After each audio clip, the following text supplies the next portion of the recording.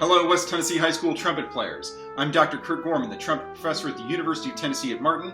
Thanks a lot for tuning in. This is a video tutorial for the WTS-BOA All-West audition music for band for the 2020-2021 school year. This is the second etude written in 3/4 with a tempo marking Andante ma non troppo, meaning slow but not too slow. Here's a recording I made the other day, and I have a brief tutorial at the end to help you prepare the piece.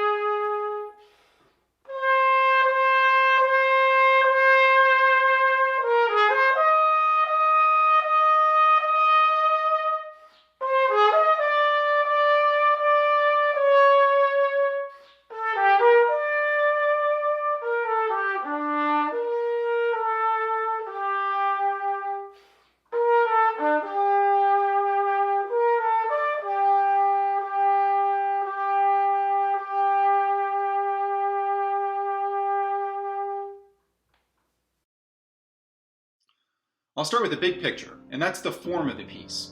This piece is clearly written in 3 sections, which I call A, B, A prime. The A section starts right at the beginning and continues to measure 16. The B section follows that. It's the section with the 16th note runs in the middle. It starts in measure 17 and continues to measure 35. The last section, that I'd call A prime, goes from measure 36 to the end of the piece. That's A prime rather than A, because it starts the same as the A section, but then goes in a different direction melodically and harmonically. So let's break down the musical and technical challenges of each section. The opening A section begins in the key of A minor, and I'd advise that you learn the A natural minor scale if you don't know it already. It's a pretty simple task. All you need to do is play from A to A with no sharps or no flats in the key signature. So, the big question I get in this etude is in regard to articulation. What do we do with the staccato marking under a slur? Well, if we were string players, that would mean something very specific. It's a technique that's called portato. To us as wind players, it can be interpreted as legato or tenuto. What I've chosen to do is more of a tenuto, that is, longer notes, more of a sustained line, but with articulation that's pretty clear. I'd also suggest that you slur the 8th note triplets. They're easier to execute and will sound a whole lot better. Last thing, make sure your dotted 8th, 16th rhythms are not coming out as triplets. I stylized and exaggerated mine just a little bit in my recording. So on to the B section. Musically, the B section is a contrast to the A section.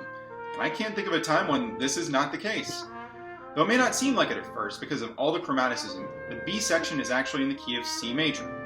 For those of you studying some music theory, that's the relative major of A minor, which is what we started with. So, rhythmically the B section is different mainly because of all the 16th note runs that are there.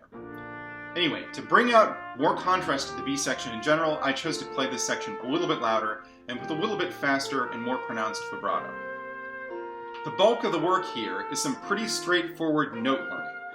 So you're going to start at a slow tempo, maybe quarter equals 60, maybe slower, and work it up to your desired tempo. As you practice this section, get the horn off your face a bit and do some mental practice.